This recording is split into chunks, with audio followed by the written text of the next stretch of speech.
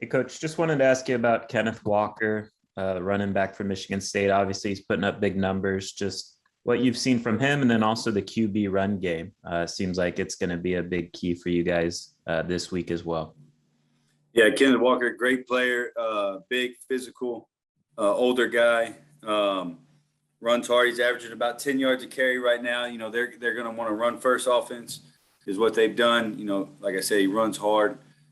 He will be a challenge, and we're excited for that challenge. So we know all about him. I think a lot of people, when he left Wake Forest, they thought they were losing their best player, and he's looked like that the beginning of the season, breaking some long runs and averaging, like I said, over 10 yards a carry. So, and then the quarterback run game, he'll pull the ball on quarterback runs. He can run. He is a good athlete. So definitely keep our attendance up for a guy like that. Changes your run game when the quarterback can use his feet to get out of trouble in the pass game and in the run game. Coach, we're going to go to Manny Navarro from The Athletic. Manny, go ahead. Hey, Coach Patke. I want to get your thoughts on Avery Huff. Obviously, we know how fast he is. You guys have talked about his speed for a while, but obviously he's going to get an opportunity to play more in this game with the injury to Keontra. Just where is he at in his development? And then obviously Wayman Steed, I know filled in for when Keontra got hurt. Just your thoughts on him, and is he maybe back to being 100%? After his injury, I know he's had a lot of those long battle with that. Yeah, super proud of Steve coming in. It was hard for him to get set behind K4, but, kept his head up, kept preparing. Like I tell these guys all the time, you never know when your time's going to come. So unfortunately, K4 goes down, Steve comes in, and I actually think he plays really well. It looks, coming out of camp, he has looked better than he has since he's been here as far as his health. He's leaned out. He's running good. So I was super excited to watch him play. I thought he played pretty well when he went into the game. And then Avery, like you said, he's athletic, he's long, he's everything you want in a will linebacker. He's come a long way in the spring and in the fall camp. I'm excited to get him into a game and kind of see him in the fire. So I think if he just stays in the defense and does what the defense tells him to do, he'll be so surprised about how many plays he can make. Coach, we're going to go to Matt Shodell from Kingsport next. Matt, go ahead. Yeah. Hey, Coach. I guess, Pro Football Focus keeps all these analytics, and I think they've listed you at over 20 missed tackles over the first two games. How much of an issue is that, especially coming against a team like this, like you said, a guy who's, averaging 10 yards a carry, and any concerns there? Yeah, it's always a concern, missed tackles. I think from week 1 to week 2, we did get better, substantially better, just not being able to tackle a lot in camp.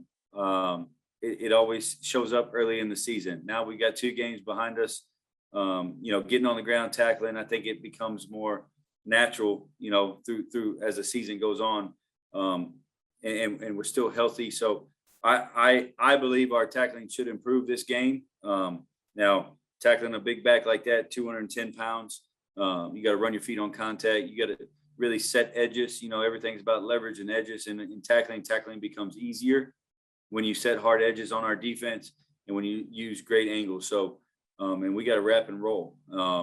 And I think we'll be better this week in that regard, but obviously a concern that we've addressed with our team and our defense. Coach, next we're going to go to Kobe Price from the South Florida Sun Sentinel. Kobe, go ahead. Appreciate it, Cameron. Coach, wanted to really follow up on the linebackers. Do you anticipate, or I guess have you and Manny really talked about possibly, bringing Gilbert down and just to maybe fill in the gaps on a couple snaps at that position, or counter out, or maybe even bringing out some of the young guys to get more snaps than they have, I guess, the first couple games? Yeah, coming into the first game, we felt really good about Corey Flagg, Keontra, BJ and Steed, and obviously Avery. So we felt like we had a good depth, but things happen with injuries. So we'll take whatever guys we need to fill a spot. Right now, we still feel comfortable with Steed. I think, like I said, he played great. I think Avery's going to be ready to fill those shoes in the second team right now. And I feel good with our mics, but we know our run defense is as good as our D tackles and our inside backers. So we're always going to make sure that we have the best players inside to stop the run. We always try to get the best personnel on the field, whoever that may be, whatever grade they might be in. But right now we feel like we got the top 4 that we have in there right now. Coach, we're going to go to Chris Stock at Inside the U. Chris, go ahead. Just I know you touched on tackling, but overall assessment of the play of the linebackers through 2 games overall there. And then also the kick return, giving up the touchdown. What kind of needs to be fixed there? Obviously, they've got a couple threats over at Michigan State, particularly in the punt return game. Just your thoughts on coverage and defending there. Yeah, first assessment of linebackers.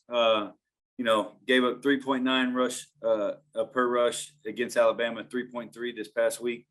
3.5 is our goal, so met our goal this past weekend against a really, really good rushing football team. Kind of got them out of their running game, their running style, kind of chased them out of stretch. They started running more counter. So proud of the way our guys play. There's always room for an improvement. I think from week 1 to week 2, we improved. I think we got to improve from week 2 to week 3. Limit, a couple of runs that get out on us is just we miss a tackle at the point of attack. Take that out of our game, and these, what we say as a staff is some of these run figures can be underneath 3, so that would be a huge goal for us. But I think we've improved, and we constantly got to improve. As far as the kickoff for a return, we practiced that return all week. We knew they were going to be a boundary return team. They gave us exactly what we practiced all week. We had some guys that did not fit it exactly how they should fit it. We spilled on the outside instead of boxing it back into our forward players.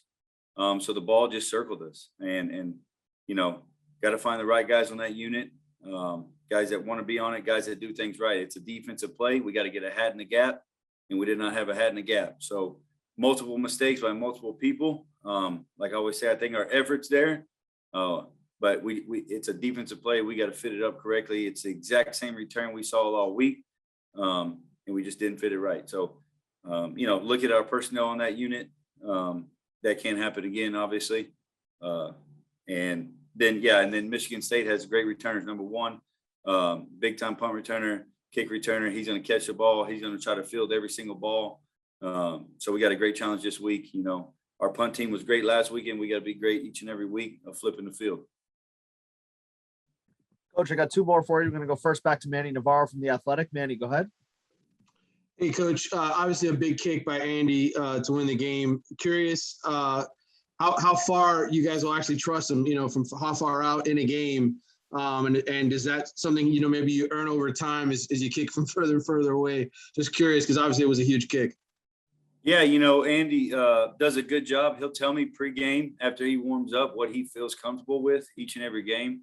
We always give him, in his warm up, he'll always kick a 50-yarder. He smacked it right down the middle pregame. So he felt comfortable. I think he could have gone up to 55 right there. So obviously you don't want to put a freshman in that scenario, but the guy, like I said, from the very get he's just mature. He's competitive. After having 1 blocked and 1 bad hold to come in and hit the game winner, man, kudos to that guy. Kudos to Andy. What a heck of a job. He just goes out there and knocks it through. So I'm proud of him. Like I told him after the game, continue to build on this and keep working. Coach, last one up we got for you is Daryl Streeter from Footballville. Daryl, go ahead. Coach, how you doing today? Good. Avery Huff seems to be very enthused sideline guy when he's out there. What is it he does well, and why haven't we seen much of him up to now? And I have one follow-up. He is. It's great you bring that up. On the sideline, he's been unbelievable. Coach Feely helping me get all the special teams units together. Avery's right there. He's been a great teammate on game days. So what he does well is he runs, he tackles well. So I'm excited. I'm excited to get him in the game and watch him play. And like I said, he's been nothing but good on game days for us. So, and then go ahead with your follow-up. Okay. On that kickoff, if you don't mind sharing us, Jose Bargalas, the kicker, he's the final line of defense. Any kicker's the final line of defense. What was he supposed to do at that point when he engaged with the runner? Yeah, he needs to nose up the returner. He always got to stay on top of the ball. He's basically our boundary safety. And right there, he needs to force him out of bounds or force him to cut back. If that guy cuts back, he's tackled on the plus 40-yard line. So he knows that. Kickers don't think they're ever going to be tacklers till they're in that moment. But now you learn from being put in the fire. And unfortunately, it cost us 7 points. But he knows right now he's got to take a shot, either knock that guy out of bounds or make him cut back, because Al Blades was chasing Marcus Clark. I had a whole convoy of guys chasing all the way to the end zone. If we just made the guy make one cut, we could get it on the ground.